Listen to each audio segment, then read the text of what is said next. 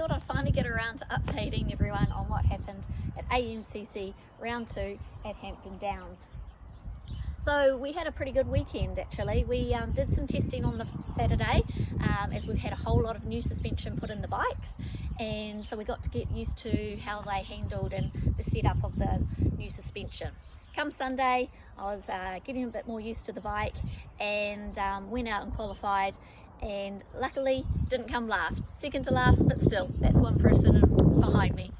My whole goal this season is of course to get halfway through the pack or mid-pack, so by not starting at the back, I've just got to make movements all the way up as the season goes on. So after qualifying, we did race 1. Jack gave me lots of tips on what things to work on to try and get my times down. I did qualify at a 1:28.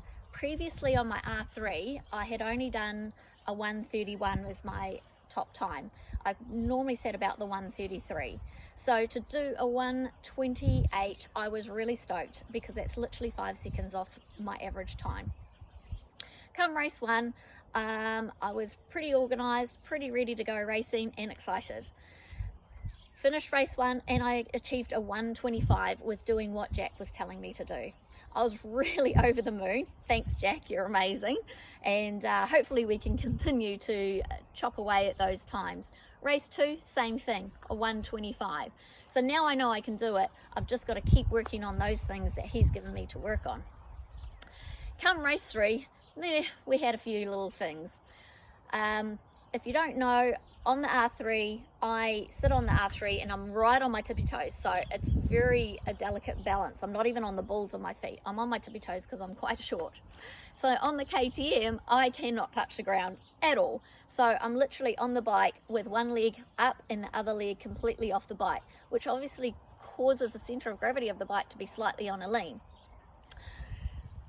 Billy Fuller, if anyone knows her, she's an amazing racer. She's 5'1" or something, so she's shorter than me, and she's on a Kawasaki. She has the same sort of issues. So when we get on, we sort of jump from side to side to try and get our balance and get centered. It's actually very unnerving, and I actually don't like it, but it is the way that the bikes are set up. So I got out on the grid, and my job this time was to get a better start. I'm terrible at starts, absolutely terrible at them. Very slow off the grid, and I normally lose a couple of places just in that one thing. So Jack's like, try and do it a bit faster. I was ready, I was set, I was off the bike, I went to go. Unfortunately, I did a bit of a wheelie, being that the bike was on a bit of a lean from me being off the side of the bike. I came down on an angle, lost my balance, and ended up dropping the bike right on the grid, probably only 2 meters from where I had started. I stepped off the bike, wasn't hurt, bike wasn't injured thankfully, and waited for the red flag because I am sitting pretty much in the smack part of the grid, watching red lights. No red lights came. I can hear them racing around the track and I'm still waiting. I start going like this. My pit crew, Matt, who is amazing, came running down the dummy grid and was waving back to me.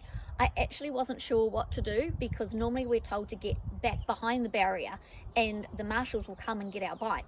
But as I stood there, I realized there was no way to get off the track at all. There's concrete walls to about here, and then there's wire fences on both sides of where I was positioned. There was also no marshals coming to pick my bike up or help me. I did try to pick my bike up, but I was not successful in it.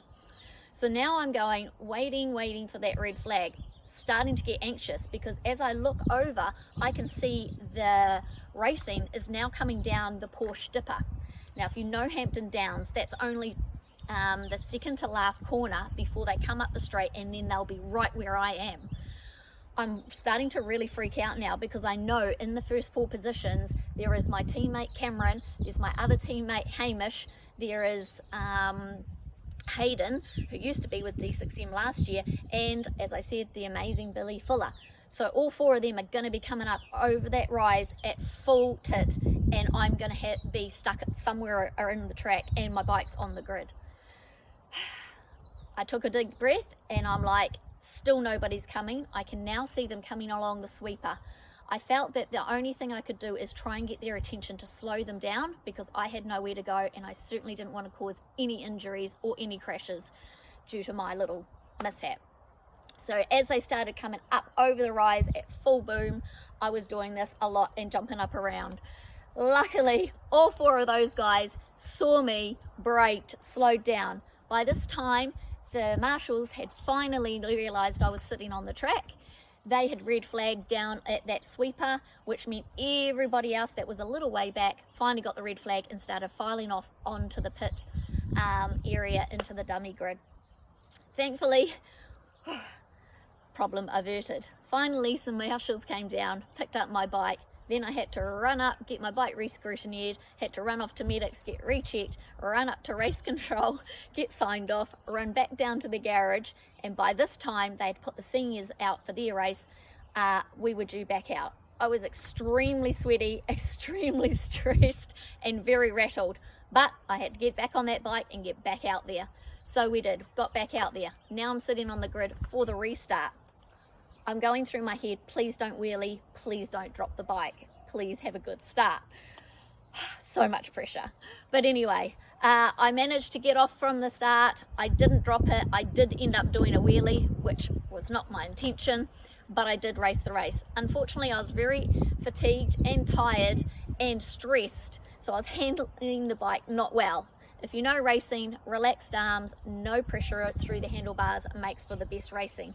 I was not doing that, so I was fighting the bike pretty much that whole race. I knew when I came in that my times were not going to be that great. In fact, I assumed I'd be somewhere back at the 130s. I was pleasantly surprised that it was back up to the 128, which is what I qualified, but I honestly felt like that was a terrible race. So, race 4, last chance, get back out there, have another go. Off to the grid, got a good start, no wheelies, not terribly fast, but no major incidences, and we got going. I managed a 126, so still not the fastest that I'd been, but there was no casualties. I brought the bike home, and I achieved the day. So this coming week down at Taupo, we have a test day for racing, test day on Monday, which is the Labour weekend, so it's my chance to get out and test that bike now at Taupo. Taupo's my favourite track, so I'm really looking forward to that. So that's the update. It's a big one, but anyway, BP 125, yay! Didn't break my bike, didn't take my teammates out. A big thank you to Jack for helping me and the rest of the team, with Matt being my pit crew and everyone else that's involved with D6M. Catch you on the track soon.